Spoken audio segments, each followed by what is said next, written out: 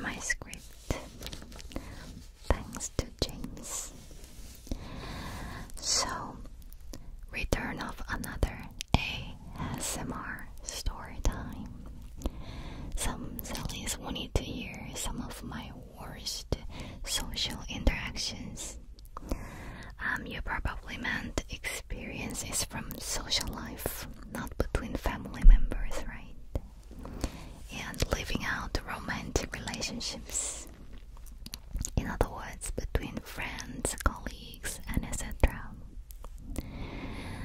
But as you may already know, as you may already heard from my previous MBTI video, I don't have that many friends, and being a single person content creator, I probably had smoother social interactions than most people, because usually I'm alone. Nevertheless, I thought deeply about it to film this ASMR story time.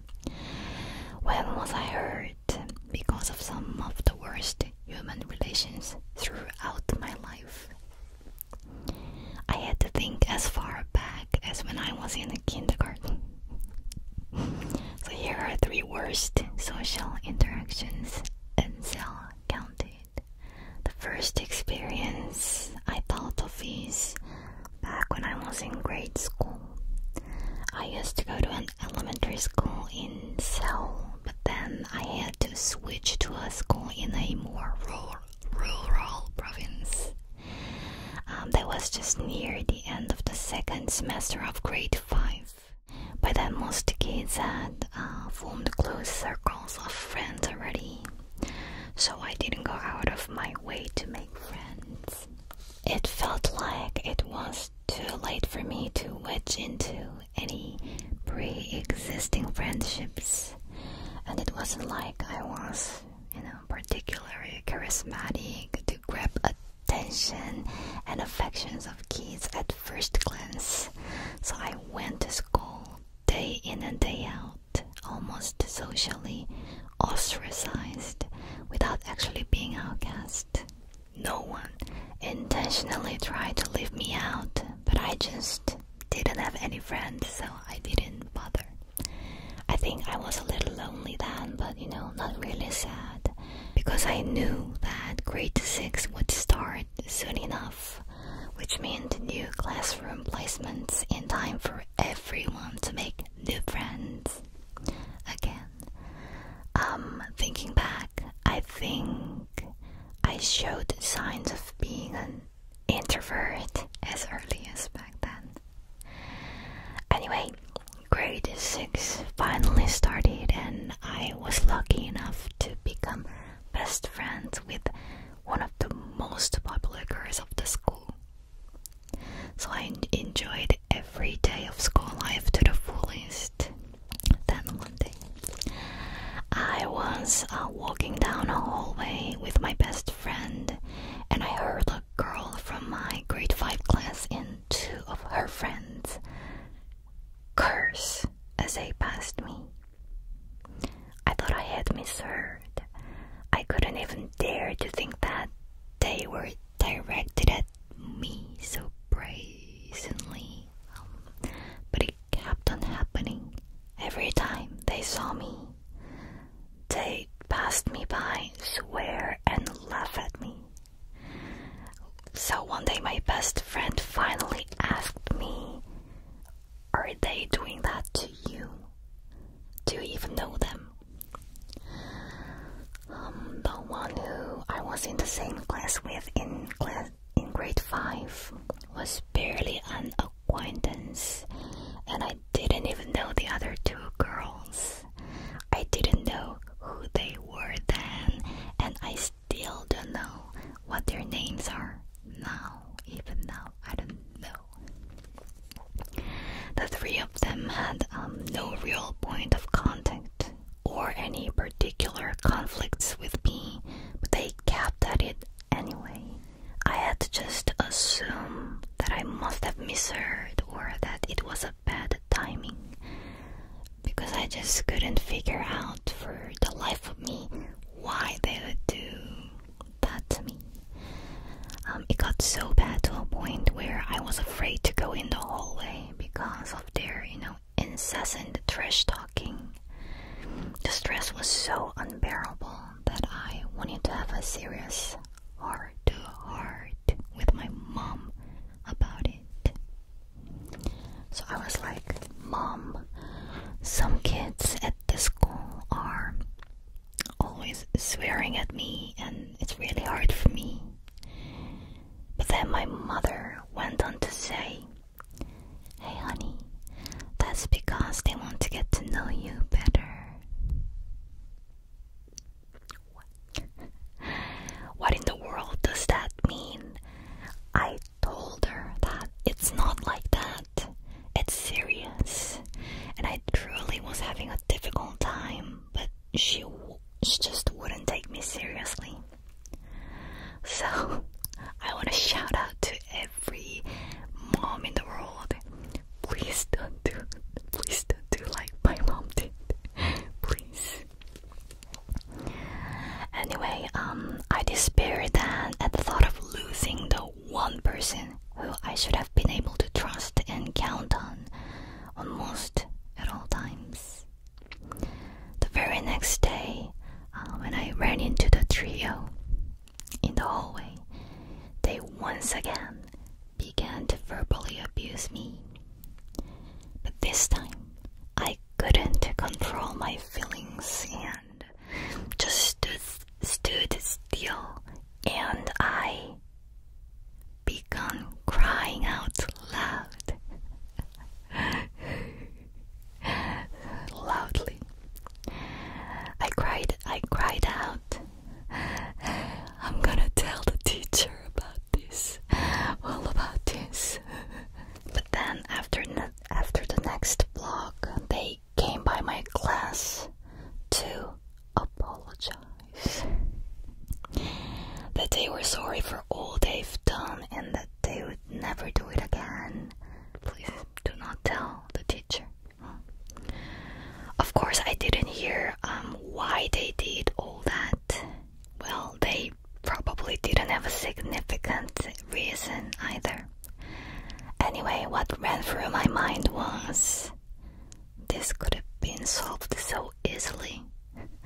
I should have just said I would tell the teacher in the first place. Oh God.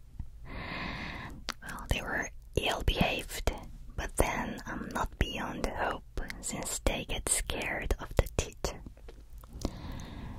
Anyway, so I agreed not to tell the teacher, and that was the end of it, end of that bullying.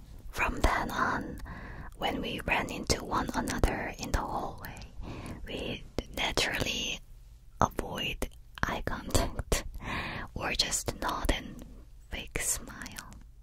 Oh, and when I was a high school student, by pure coincidence, I ran into the kid that I was in the same grade 5 class with at an essay school.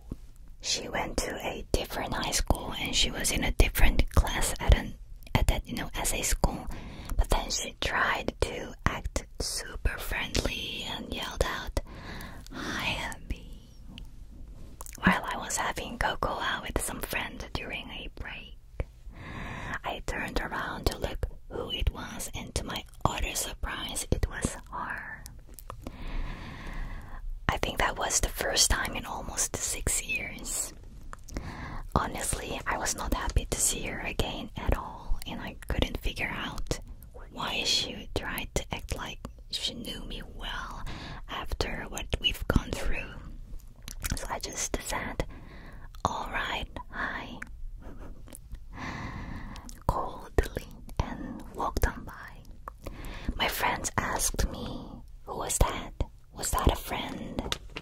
So I remember telling them, "Well, a kid from my elementary school. She bashed me for no reason, but she's suddenly acting all friendly now.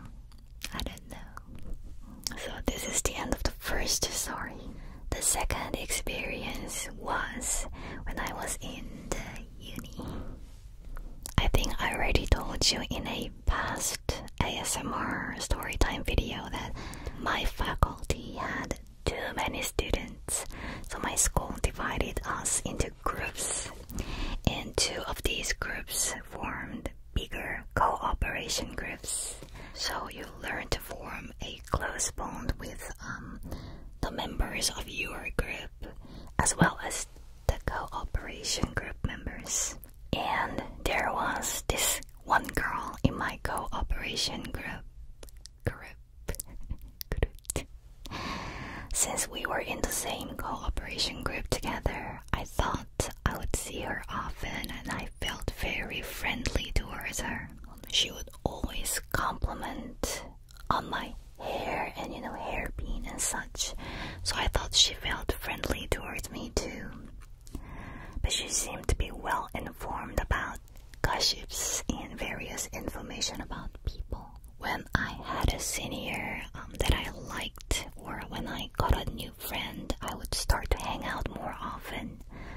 This girl would always come to me with some information about those people that were unknown to me and make me nervous and cautious towards these other people. For example, she'd tell me things like the senior that I liked was a womanizer who chased after female juniors and acted like a bear while he was really a fox in disguise. Or the reason why this senior I hung out often took a year off was to treat a clinically serious level of obsessive possessiveness, sorry for the belly sound, and that I would have to watch out for myself. I took her advice to heart and acted on them because I thought she was only looking out for me. And a result, it didn't work out between the senior that I liked and I, of course. And I drifted away from the senior that I hung out with.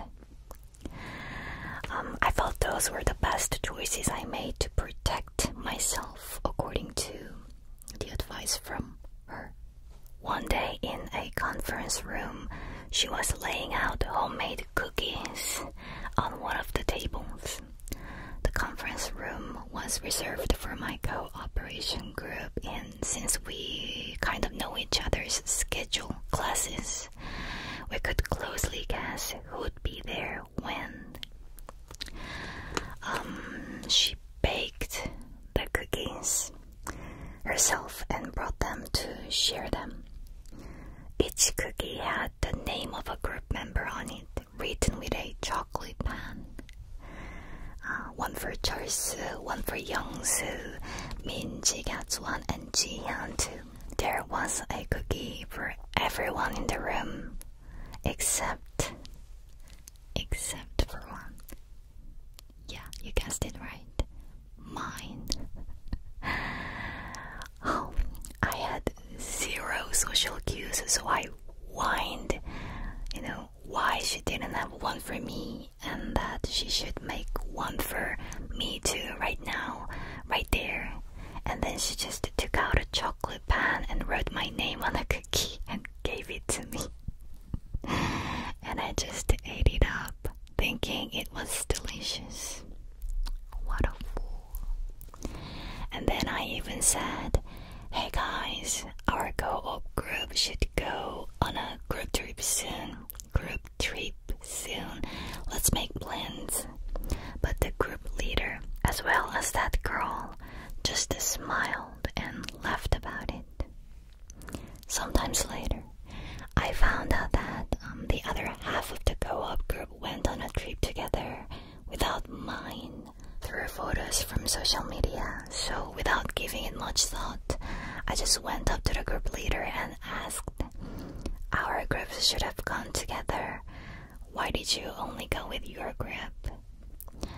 I don't know if he took pity on me, pity on my lack of social tact or something, but he finally told me on the side that the girl I thought was a good friend does hate my guts. So it would be difficult for the co-op group to do things together in the future too. I was shocked to the core and left utterly speechless. Then I found out too late that all the advice she gave me were all to give me disadvantages and unfavorability. She hated me from the get-go, and she let that be known in her own group. Well, still shell-shocked, I went to a bathroom afterwards, and of all people, she was in there too, looking in the mirror. When our eyes met, she immediately beamed and said, "Hi, Abby." And I genuinely wondered what her identity was. But there was a silver lining, so to speak. She used to be always glued to her best friend, do everything together, especially talk behind people's backs. And more people were finding out about that, giving them a bad reputation. But that best friend of hers got a boyfriend and spent more time with him, less time with her, ultimately leaving her alone. They were so close together that they would tell people that, we are twins. But is it unavoidable that friendship shatters in front of a romantic love? Well, anyway, after that, I don't remember seeing much of her on campus there on out. My final experience was between friends I met after I got into the music industry. I say friends, not a particular friend or name, not name, because we didn't really have any big conflict or anything. And that's how I feel about them in general. Just out of probability, I had many friends who enjoyed fact talks since I majored in law. But then friends I made through music were mostly very delicate and sensitive. When I joked or talked about things the way I used to with my old friends, they would have found it funny and go along with me, but it felt like that the music friends were trying to distance themselves from me, thinking, I'm slightly uncomfortable to talk with her. I shouldn't get too close.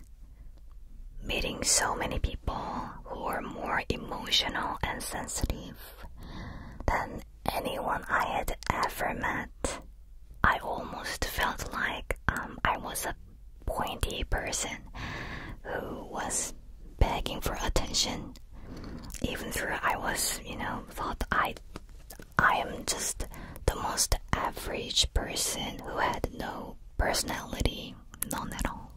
I truly hate people seeing me as a weirdo or special, but anytime I said anything, I would turn the air in a room suddenly cold.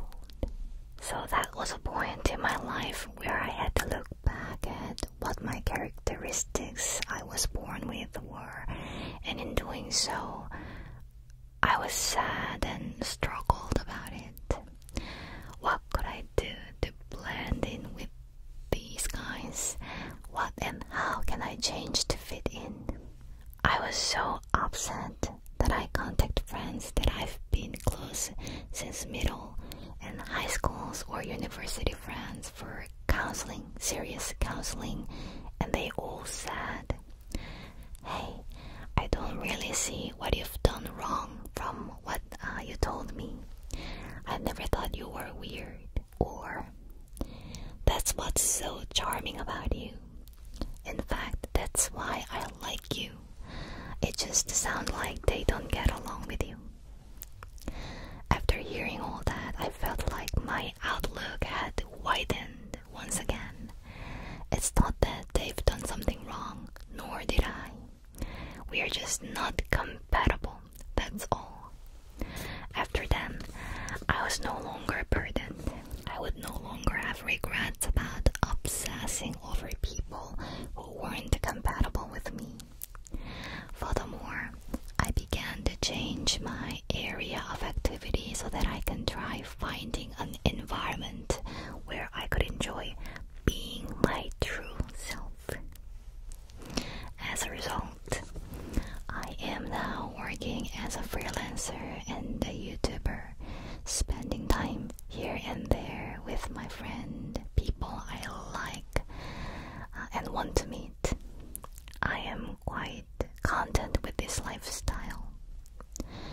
I don't think there is an ultimate resolution to conflicts between people. I can't change myself, and the other people also can't change themselves. And when you get all these different people together, it's inevitable that there'd be constant conflicts. Unfortunately, you are left to agonize over these problems because there will always be very real reasons and restrictions why you wouldn't be able to avoid or leave these kinds of hostile environments. But I think it's better for your mental health to think of these as unsolvable problems, unless you just turn yourself away from them in the first place. It's just unsolvable. So, if you gave up early on, you would at least be able to contemplate somewhat on the train wreck of a mess that could follow. At the very least, even if you get gaslighted that you are the source of the conflicts, you can tell yourself, it's not because of me, it's just that you and I are not compatible. And I'll just take the high road since it's not going to be solved whatever I do. But then you will feel terrible. You could be livid, of course. Then you just have